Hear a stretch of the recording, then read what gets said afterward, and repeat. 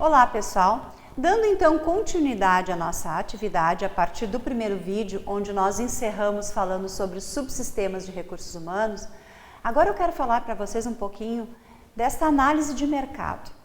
O que é análise de mercado sobre a ótica de recursos humanos? Nada mais é do que a famosa lei de oferta e procura. E é com essa lei de oferta e procura que nós nos deparamos com várias situações. Mas a primeira delas, e a mais importante, é o quanto nós estamos preparados para este mercado.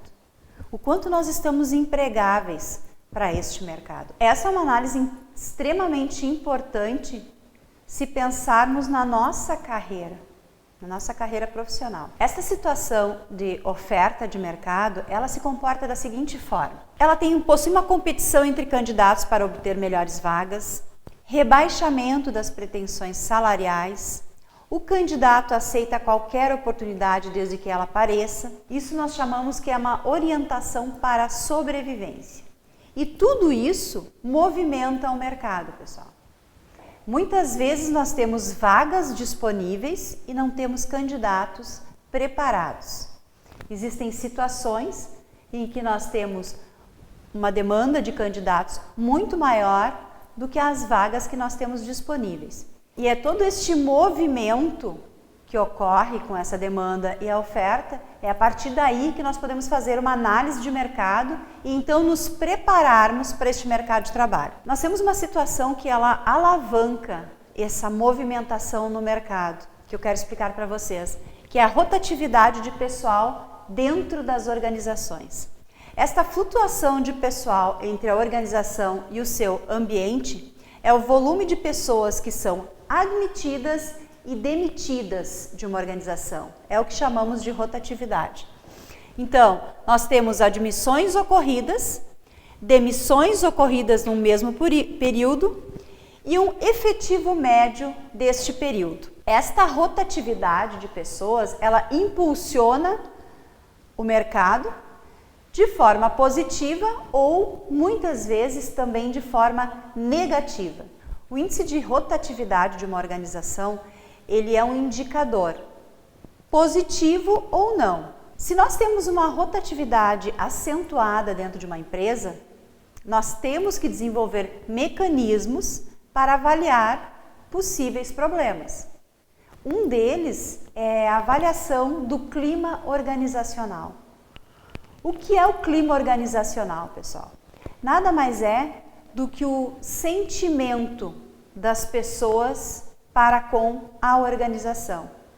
E a avaliação do clima organizacional também é um indicador de RH, porque nós usamos, por exemplo, para trabalhar índices altos de rotatividade, a partir daquele cálculo que eu mencionei no slide anterior, nós usamos os indicadores de rotatividade para fazer uma análise sobre o clima organizacional da empresa. Por que existe uma certa preocupação da área de recursos humanos, consequentemente da organização, em relação ao índice de rotatividade? Este índice, pessoal, ele gera custos para a organização. Vamos ver aqui a seguir. A rotatividade de pessoal, como as demais atividades relacionadas com RH, gera custos. Por exemplo, custos com recrutamento e seleção, registro e documentação, integração e desligamento de pessoas. Todos esses processos geram custos para a empresa. Nós temos também custos secundários, que são eles reflexos na produção e nas atitudes do pessoal, custo extra operacional. Temos os terciários, que é perdas de negócio, investimentos extras e treinamentos, enfim. Existe todo um retrabalho em função da rotatividade de pessoas. A empresa investe na pessoa, treina, capacita, tem um uniforme específico para aquela pessoa, enfim, tem toda uma preparação. E essa pessoa trabalha pouco tempo e sai. Aí contratamos outra pessoa para o mesmo lugar, com todo o investimento que acontece, da mesma forma, treinamento, capacitação, uniforme, enfim, tudo que é necessário para que essa pessoa tenha condições de trabalhar. Bom, esta pessoa que desenvolvia um trabalho, a partir do momento em que ela sai, a responsabilidade da atividade dela, ela é suprida por outras pessoas. o que acaba gerando também um desconforto, uma certa desmotivação, muitas vezes atraso em produção. Então, assim, são vários os motivos que a rotatividade excessiva, ela traz aspectos negativos. Aqui eu citei apenas alguns deles para vocês. Falamos então de absenteísmo. Imagino que vocês já tenham ouvido falar esta palavrinha dentro da empresa, absenteísmo. O que é, pessoal? O absenteísmo, ele também é conhecido, pouco usado, mas existem organizações que trabalham como ausentismo, e é uma expressão utilizada para designar as faltas ou ausências do empregado ao trabalho. Este também é um indicador fortíssimo, é um indicador muito importante que o RH utiliza para desenvolver processos e para desenvolver alternativas para que a empresa consiga atingir seus objetivos. Como é que se faz o cálculo do absenteísmo? De uma forma bem simples, número de horas de atrasos, mais números de falta, dividido pelo número de homens, número de trabalhadores, vezes horas trabalhadas, certo? Vezes 100. É um cálculo básico, específico, né, que nós utilizamos para conseguir medir o índice de absenteísmo da organização, que também pode ser um indicador positivo ou negativo. Existem algumas causas possíveis que podem justificar o alto índice de absenteísmo, problemas quando a empresa tem um alto nível de acidentes de trabalho, pessoas com afastamento, um número grande de atestados, enfim, algumas coisas elas até justificam. Nós buscamos a informação e elas justificam, mas o fato é que um percentual alto de absenteísmo é um indicador negativo para a empresa e, consequentemente, o RH precisa trabalhar esse aspecto. Vamos falar um pouco sobre recrutamento de pessoas. O recrutamento nada mais é do que um conjunto de técnicas e procedimentos que visam atrair e captar candidatos, preferencialmente capazes e qualificados para a vaga em aberto dentro da organização. Então, nós temos um fluxograma onde nos mostra todas as fases de um processo seletivo. Quais as vagas a preenchermos, onde estão os candidatos, como informar esses candidatos, como atrair esses candidatos, onde nós vamos captar, de que forma nós vamos divulgar, toda uma análise da descrição do cargo, informações que devem vir do gestor para a área de recursos humanos, depois informações que vão da área de recursos humanos para esse gestor, onde eles conseguem descrever juntos o perfil para o cargo. Enfim, um processo de recrutamento e seleção, ele é complexo e para que ele tenha um resultado positivo, nós temos que passar por todas essas fases, mas o mais importante, não é o RH que prepara tudo isso. O RH, ele simplesmente apoia o gestor para que ele consiga preparar a documentação adequada, para que depois o RH consiga captar este candidato no mercado. É assim que funciona. Um processo de recrutamento e seleção, ele precisa de todo um planejamento, ele tem todo um desenvolvimento da estratégia deste recrutamento, tem toda uma especificação das atividades, desde a abertura da vaga, contratação de agência, contratação de profissionais específicos, né?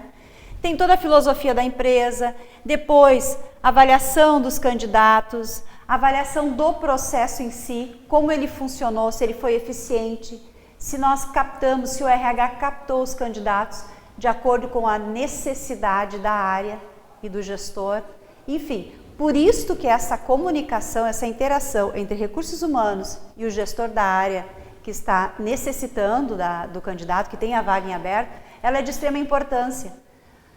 Porque só com esta interação nós vamos conseguir trazer um candidato de acordo com as especificações. Seleção de pessoal é o processo de comparação entre os requisitos do cargo, ou seja, os requisitos que o gestor encaminhou para a área de recursos humanos, e o perfil das características do candidato recrutado. A seleção de pessoal, então, nós temos o cargo, os requisitos e análise e descrição deste cargo.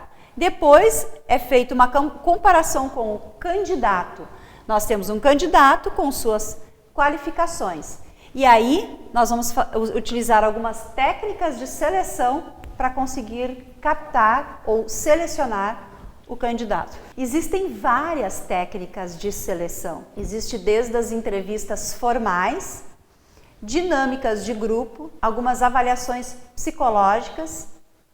Enfim, o mais importante é que a empresa esteja segura de todas as técnicas que vão ser utilizadas, e aí entra a análise e a consultoria da área de recursos humanos, e também que essas técnicas utilizadas, elas sejam condizentes com o nível de contratação.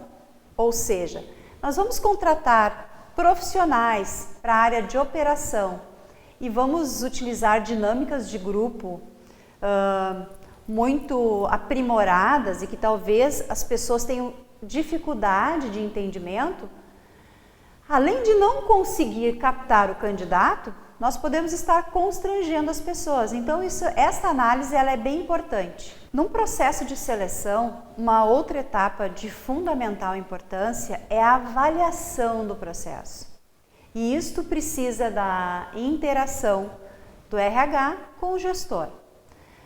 O processo ele foi eficiente, nós conseguimos captar o candidato de acordo com as necessidades do setor, ou os candidatos que foram contratados a médio prazo, eles não têm ficado na empresa, que aí tem influenciado lá no índice de rotatividade. Por isso que é importante fazer toda essa análise para que os processos eles sejam eficientes. Como nós comentamos há pouco, eles geram custos para a empresa, demanda bastante tempo, muito envolvimento da área de recursos humanos, consequentemente o envolvimento do gestor também. Então, por isso essa análise é importante. Escolhemos a agência adequada, fizemos os testes de seleção compatíveis com os candidatos, o gestor passou o perfil do cargo com todas as informações necessárias para a área de recursos humanos, houve uma avaliação, uma análise eficiente dos currículos, e eu digo isso porque pessoas acabam direcionando currículos que são de outras áreas, e aí o selecionador seleciona esses currículos e acaba colocando pessoas que não estão preparadas para tal. Enfim, todos esses pontos são importantes e por isso precisam ser avaliados. Após esse processo seletivo, existe a inserção deste novo colaborador dentro da empresa, que é a socialização. É um momento em que ele vai conhecer a organização pela qual ele foi contratado. Então, procura se estabelecer junto ao novo participante as bases e premissas através das quais a organização pretende funcionar e como o novo participante poderá colaborar neste caso. Com a socialização, o novo empregado renuncia a uma parcela da sua liberdade de ação ao ingressar na organização. Ele concorda em obedecer a um horário de trabalho e desempenhar determinada atividade, a seguir a orientação do seu superior e atender determinadas regras e regulamentos internos e coisas do ramo. Este é o momento em que o novo colaborador conhece de fato a empresa pela qual foi contratado e ali eles assumem um compromisso. Ele assume um compromisso com o qual ele vai se comprometer com estas regras, ele vai se adequar à realidade da empresa e, em contrapartida, o compromisso da empresa em dar a este novo colaborador condições de trabalho. Falamos agora sobre a descrição de cargo. Toda a organização, seja ela de grande, pequeno ou médio porte, ela possui uma descrição de cargo.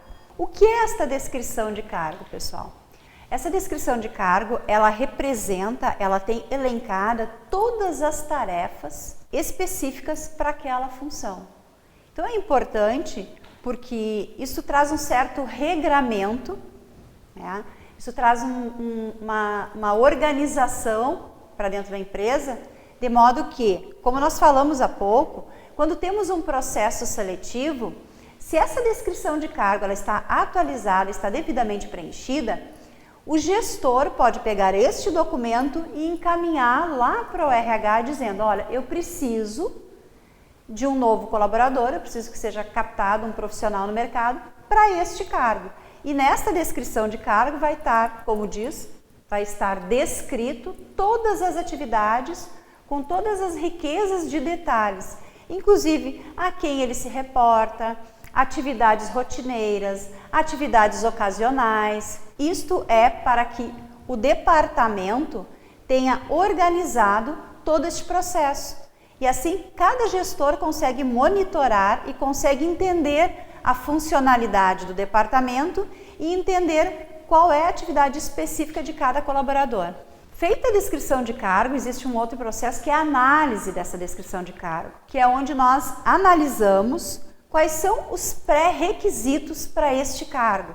Por exemplo, um gerente de recursos humanos. Um gerente de recursos humanos, para este cargo, é uma pessoa que precisa ter pelo menos 2 anos de experiência, precisa ter uma formação em gestão de pessoas, precisa ter habilidade em relacionamento com pessoas, enfim, são pré-requisitos específicos. E é por isso que nós fizemos a análise deste cargo e ela é importante. Após a descrição de cargo e a análise do cargo, então o próximo passo é a avaliação do cargo. Com esta avaliação, nós podemos criar uma classificação para cada cargo, ou seja, uma espécie de pontuação.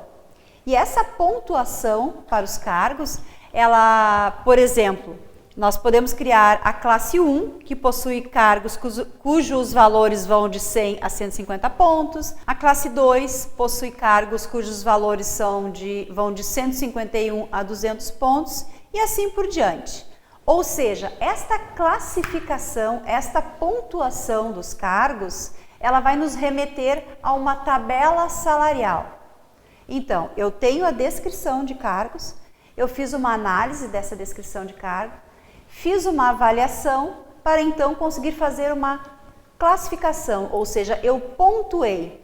Por que nós fizemos essa pontuação que vai nos levar a uma tabela salarial? Isso é uma forma de tu ter estruturado o teu plano de carreira, para que não haja nenhum tipo de equívoco ou mal entendido no momento da contratação. Ou seja, eu tenho o cargo X, que ele é da pontuação tal. Ele só vai seguir e passar para outra pontuação aí com os requisitos que nós definimos, ou seja, se ele tiver uma promoção de cargo, se ele tiver uma promoção que não seja hierárquica, não necessariamente hierárquica, mas pode ser um crescimento horizontal, enfim. E aí cada empresa possui os seus critérios específicos. Eu estou dando aqui só um exemplo para vocês de como é possível padronizar este processo. Bom, na sequência, tendo isto padronizado, uma outra ferramenta muito importante e que vem ao encontro do que nós trabalhamos até então, desde o processo seletivo, desde a classificação, análise, pontuação dos cargos, é a avaliação do desempenho humano. Assim, essa avaliação do desempenho, ela também tem um importante papel na remuneração do pessoal e no seu treinamento e desenvolvimento, como veremos a seguir. Existem vários sistemas de avaliação do desempenho e cada empresa adota aquele que mais se aproxima com as suas políticas de pessoal e das características dos cargos envolvidos. Então, avaliar o desempenho humano, ele é uma ferramenta gerencial que nos traz grandes resultados. É uma ferramenta gerencial que nos traz excelentes indicadores. Entretanto, é uma ferramenta que ela precisa ser monitorada, conduzida ou, digamos assim, acompanhada pela área de recursos humanos. Porque as pessoas que vão trabalhar com essa ferramenta, os gestores, os avaliadores, eles precisam passar por todo um processo de preparação. A avaliação de desempenho, ela nos remete a um acompanhamento salarial, ela nos remete a desenvolvimento de metas. E nós conseguimos, a partir dessa avaliação também, verificar se a empresa está atingindo os seus objetivos, tanto pensando no seu resultado econômico, como também pensando em gestão de pessoas. Este momento da avaliação de desempenho é um momento muito importante entre colaborador e gestor. Ele precisa ser um momento em que ambos estejam preparados para fazer isso, e por isso que é importante a validação da área de recursos humanos, e esse processo, que nós não vamos entrar no detalhe aqui, ele tem todo um processo de checagem, justamente para que esta avaliação ela seja usada de forma construtiva, tanto para a empresa como para o colaborador. E ela, lembrando, ela vai nos remeter a podermos analisar a nossa tabela salarial. Ou seja, a partir do resultado da avaliação, do processo de avaliação de desempenho, nós podemos definir programas de promoção. Nós podemos, inclusive, chegar à conclusão que é o momento de efetuar o desligamento do colaborador. Por isso, para que vocês entendam o peso do resultado deste trabalho. Assim. Então, ele tem que ser levado com muita seriedade. Falando de compensação, remuneração. Dentro da organização, cada cargo possui o seu valor individual. Somente se pode remunerar com justiça e com equidade o ocupante de um cargo se conhecer o valor deste cargo em relação aos demais cargos da organização e a situação de mercado também. Como a organização é um conjunto integrado de cargos em diferentes níveis hierárquicos e em diferentes setores de especialidade, a administração de salários é um assunto que abarca a organização como um todo, repercutindo em todos os seus níveis e setores. Então, pessoal, quando se fala de administração de salários, quando se fala de programa de cargos e salários, isso dentro da organização é muito impactante. Por quê? Porque gera uma expectativa. Quando uma empresa anuncia que ela tem um programa estabelecido de cargos e salários, ela precisa ter este programa estabelecido. E este programa ele deve ser divulgado adequadamente. Obviamente não se fala aqui de valores, né? Mas esse programa ele precisa ser divulgado para que os colaboradores conheçam e saibam da seriedade deste trabalho. A administração de salários é um conjunto de normas e procedimentos que visam a estabelecer ou manter estruturas de salários equitativas e justas na organização, tanto a nível interno, que é a avaliação e classificação de cargos, como externo, que é a pesquisa salarial. Falando rapidamente sobre esta pesquisa salarial, como isso acontece? Algumas empresas, alguns grupos eles propõem entre si uma espécie de pacto de confidencialidade, em primeiro lugar, este é o primeiro ponto. E essas organizações, elas trocam informações, normalmente cargos estratégicos e que sejam de interesse comum. Então, eu abro as informações salariais da minha empresa para a empresa X e, consequentemente, também vai me passar as informações. E existe esta troca. O que é importante ressaltar aqui que para fazer esta pesquisa, nós precisamos pesquisar empresas que podem vir a ser empresas concorrentes. As empresas, eu não digo nem concorrência do mesmo segmento, mas empresas que têm possibilidade de buscar, de tirar o meu capital humano. As possíveis empresas para as quais eu posso perder o meu capital intelectual. Então, são essas empresas que devem me interessar como organização, conhecer também a sua estrutura salarial. Obviamente, como eu comentei, para que aconteça esta troca, eu passo as minhas informações que vão ser estratégicas para ela e também recebo essas informações estratégicas.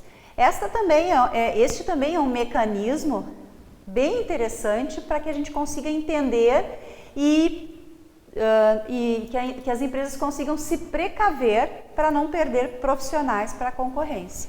Benefícios sociais. O que são esses benefícios sociais dentro da organização? Vamos ver. São todas as facilidades, conveniências, vantagens e serviços que as empresas oferecem aos seus empregados, no sentido de poupar-lhes esforços e preocupações e melhorar a sua qualidade de vida.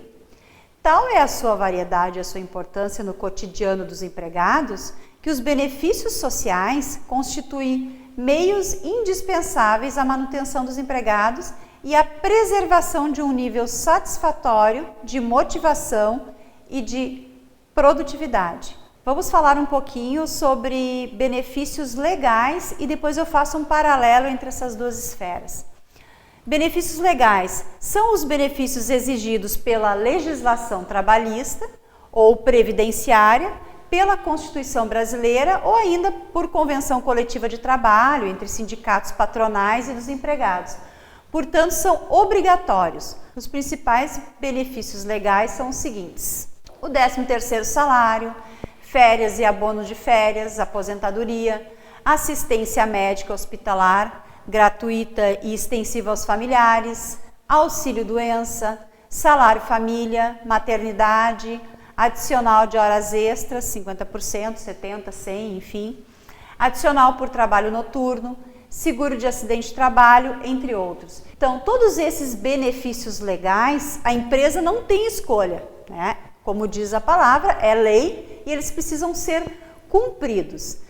Já questões sociais são todos os benefícios que a empresa acha por bem oferecer, pensando especificamente no bem-estar e na qualidade de vida do seu colaborador. Existem ainda alguns benefícios que podemos chamar de espontâneos. São os benefícios concedidos por liberalidade pelas empresas aos seus funcionários. Por exemplo, algumas empresas que oferecem para determinados cargos o carro da empresa, livre de qualquer custo.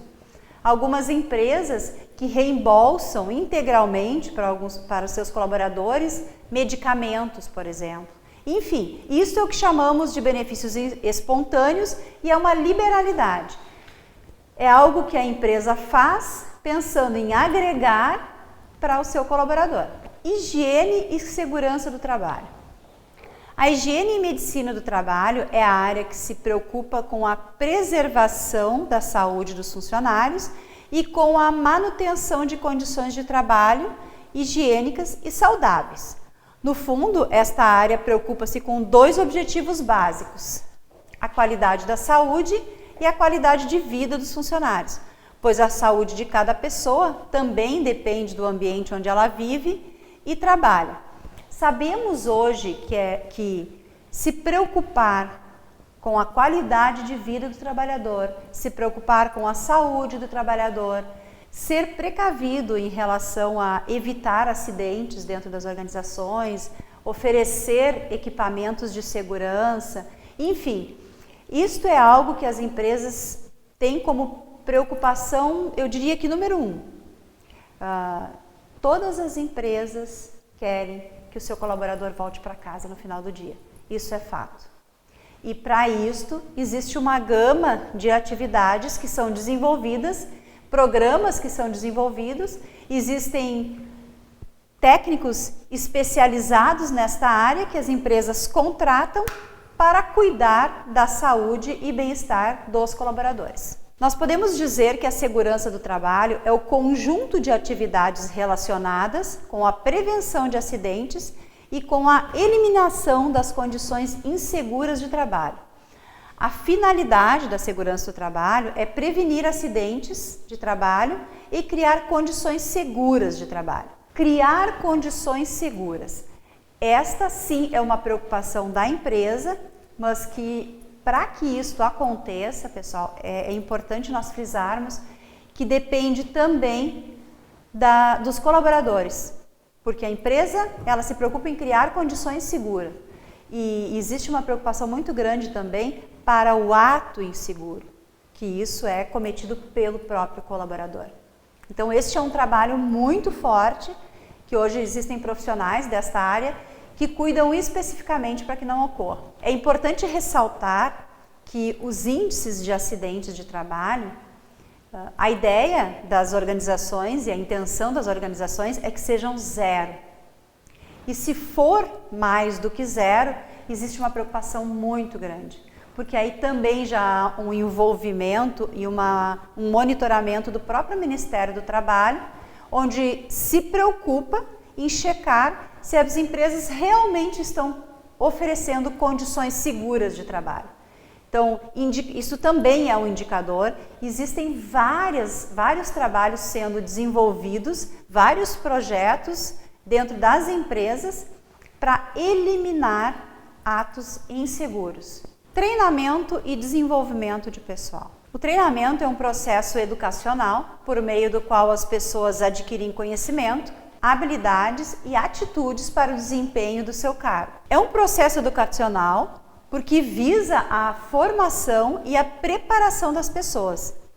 Está voltado eminentemente para o desempenho do cargo, seja do cargo atual ou seja de uma possibilidade futura de uma troca de cargo. Então, o processo de treinamento e desenvolvimento de pessoas, ele tem duas frentes. Primeiro, é quando nós treinamos, capacitamos uma pessoa para um cargo específico para o qual ela foi contratada.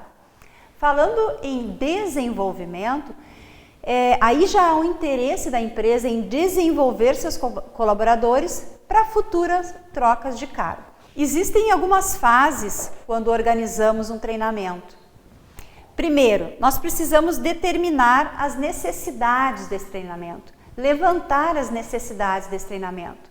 Por que eu preciso desse treinamento? Qual vai ser o custo desse treinamento?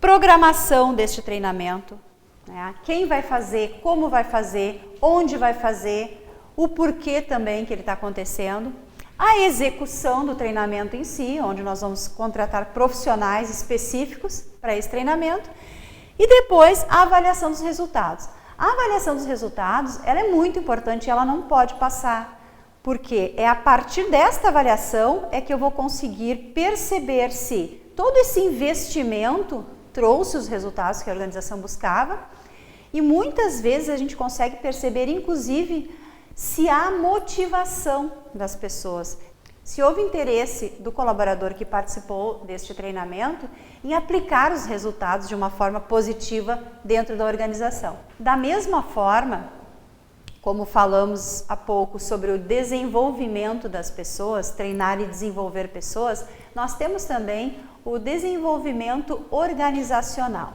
Desenvolvimento organizacional, como é conhecido, é um esforço integrado de mudança planejada que envolve a organização com uma totalidade. O desenvolvimento organizacional, ele é um programa educacional a longo prazo, visando mudar comportamento dos empregados e do corpo gerencial. Ou seja, aqui nós estamos falando em desenvolver a organização como um todo, nós estamos falando em desenvolver todas as pessoas, estamos falando numa ação conjunta, desde o nível de diretoria a todos os colaboradores de operação. E aí nós conseguimos sim ter um desenvolvimento da organização. Falando de todos os pontos que nós já vimos até então, desde a interação das pessoas com a organização, passando pela parte de descrição de cargos, recrutamento, treinamento, desenvolvimento, remuneração, compensação, benefícios, enfim. Todo esse apanhado que nós vimos até então, o RH ele tem uma responsabilidade em monitorar este sistema. Então, é monitoração como processo de controle. Para que todas essas questões elas ocorram com eficiência e que todo este investimento traga o resultado desejado para dentro da organização e para os seus colaboradores, essa monitoração ela é fundamental. Então, primeiro, existe um estabelecimento, se estabelece padrões desejados, depois se monitora o desempenho desses padrões, depois há toda uma comparação de desempenho e ações corretivas.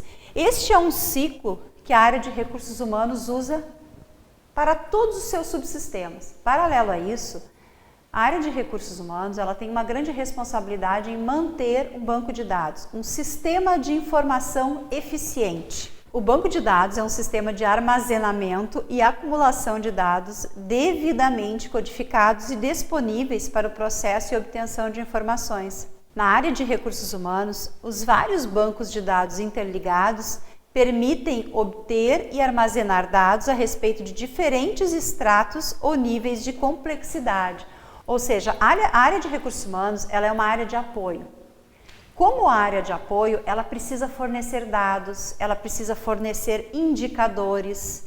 É através da área de recursos humanos que a empresa descobre o seu índice de absenteísmo, seu índice de rotatividade, se nós estamos ou não extrapolando os índices de acidentes, se nós estamos ou não sendo compatíveis com o mercado em termos salariais, enfim. Então, este banco de dados ele é extremamente complexo e importante para informações gerenciais. E finalizamos então falando sobre recursos humanos como auditoria. A auditoria de RH é a análise sistemática das políticas e práticas de pessoal e avaliação do seu funcionamento, tanto para a correção dos desvios como para a sua melhoria contínua. A auditoria é um sistema de controle e se baseia na determinação de padrões de quantidade, qualidade, tempo e custo. Estes padrões permitem a avaliação e controle através da comparação do desempenho com os resultados daquilo que se pretende controlar. Então, pessoal, como nós podemos perceber, a área de recursos humanos faz esta auditoria, que nada mais é do que o acompanhamento, para que ela possa então ter no seu banco de dados informações que são fidedignas, que ela possa sim dar segurança para a empresa de que as políticas estão sendo cumpridas, de que as normas, regras e procedimentos estão de acordo com o que prevê a legislação. A área de recursos humanos nada mais é do que o departamento que nós podemos dizer que ele cuida da perpetuidade da empresa. Ele cuida da saúde da empresa. E quando eu falo empresa, eu falo neste momento colaboradores e gestores. Eu falo dos interesses da organização, pensando na sua perpetuidade, na sua saúde financeira, mas também nos interesses dos colaboradores, para que eles tenham dentro dessa organização qualidade de vida, salários compatíveis e que eles tenham todas as suas obrigações trabalhistas cumpridas com seriedade. Então, prezados alunos, finalizando agora a nossa segunda aula, eu quero deixar para vocês uma mensagem básica em relação à área de recursos humanos. Recursos humanos é uma área de apoio, é uma área de interação com as pessoas e com a organização. Eu espero de coração ter conseguido contribuir um pouquinho e ter ajudado vocês a ficarem mais preparados para o ENAD, para esta prova que é muito importante para vocês, para a carreira de vocês. Desejo muita sorte, sucesso e contem sempre com a Prof. Ju.